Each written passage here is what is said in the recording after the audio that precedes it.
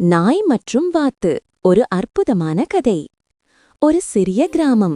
அந்த கிராமத்தின் நடுவே ஒரு அழகான குளம் இருந்தது. குளத்தில் பல வாத்துகள் வாழ்ந்தன. அவற்றில் மிகவும் புத்திசாலி வாத்து வள்ளி. குளத்தின் அருகே ஒரு பெரிய பனியன் மரத்தின் கீழ் காவல் நாயாக மணி என்ற ஒரு நாய் இருந்தது. மணி மிகுந்த தைரியசாலி. அவன் வீட்டையும் அங்கேயுள்ள கோழிகளையும் மாடுகளையும் பாதுகாத்துக் கொள்வது அவன் கடமை. வாத்து வள்ளியும் நாய் மணியும் சந்தித்த நாள்.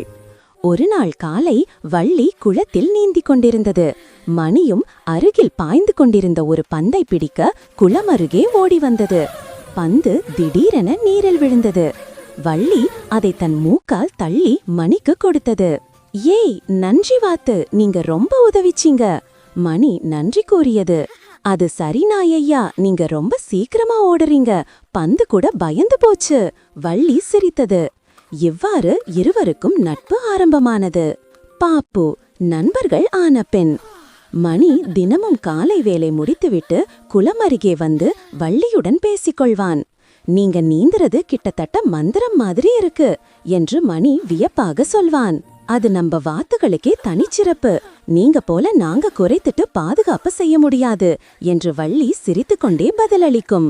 இவ்வாறு சில வாரங்கள் கடந்து போனது. சண்டை வந்த நாள். ஒரு நாள் மாலை கிராமத்தின் குழந்தைகள் வாத்துகளை பிடித்து விளையாட வந்தார்கள். மணி அதை பார்த்து உடனே ஓடி வந்து குழந்தைகளை குறைத்து ஓட்டிவிட்டான். ஆனால் அவன் ஓடும்போது குளத்தின் அருகே வழுக்கி விழுந்தான். அதை பார்த்த வாத்துகள் எல்லாம் சிரித்தன. வள்ளியும் சிரித்தது. ஆனால் அவன் நண்பன் என்பதனால் சிரிப்பை அடக்க முடியவில்லை. மணி குளத்திலிருந்து எழுந்து தண்ணீர் சிந்தியபடி கோபமாக சொன்னான். நீயும் சிரிச்சியா? நான் உன்னை பாதுகாப்புக்காக வந்தேன். வள்ளி மௌனமாய் தலையை குனிந்தது. ஆனால் மணியின் மனம் உடைந்தது. அந்த நாள் முதல் அவன் குளம் அருகே வரவில்லை. தனிமை. வள்ளிக்கு மணியின் நட்பு மிகவும் இழந்தது போல உணர்ந்தது. அவன் குரல், சிரிப்பு, கிண்டல் எல்லாம் இல்லாமல் குளம் அமைதியாகிவிட்டது. ஒரு நாள் இரவில் கிராமத்தில் ஒரு நரி ஊருக்குள் புகுந்தது. அது குளத்தில் இருந்த வாத்துகளை தாக்க முயன்றது. வள்ளி உடனே அலறியபடி மணியின் வீட்டை நோக்கி பறந்தது. மணி மணி, உதவி, நரி வந்திருக்கு. மணி அந்த குரலை கேட்டதும் எந்த கோபமும் நினைவில் இல்லாமல் பாய்ந்தவாறே குளத்திற்கே வந்தான். அவன் நரியை நோக்கி குரைத்தான், துரத்தியான், கடித்து விரட்டிவிட்டான். மீண்டும் இணைந்த நட்பு. வாத்துகள் எல்லாம் மணி மீது நன்றி சொன்னன. வள்ளி அவனிடம் வந்து சொன்னது. மணி அந்த நாள் சிரித்தது என் தவறு, மன்னிச்சிடு, நீ உண்மையான நண்பன். மணி சிரித்து கொண்டே சொன்னான். நண்பர்கள் சண்டையிட்டாலும் நெருக்கம்தான் அதிகரிக்கும். நீ சிரிச்சது சரி, ஆனால் இப்போ நீ அழுது சொல்றது எனக்கு போதும்.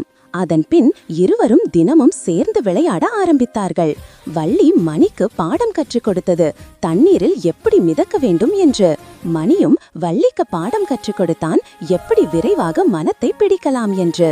இவ்வாறு கிராமத்தினர் அனைவரும் அந்த நாய் வாத்து நட்பை கண்டு வியந்தனர். இது சாதாரண நட்பு இல்லை, உயிர் நட்பு என்று சொன்னார்கள். மணி மற்றும் வள்ளி இருவரும் அந்த கிராமத்தின் பிரபலமான ஜோடியாக ஆனார்கள். ஒருவர் நிலத்தில் காவல் காத்தார், ஒருவர் நீரில் காவல் காத்தார். மனிதர்களுக்கு பாடம். உண்மையான நட்பு என்பது இனத்தையோ உருவத்தையோ வேலையையோ பார்க்காது, மனதை பார்க்கும் ஒன்று.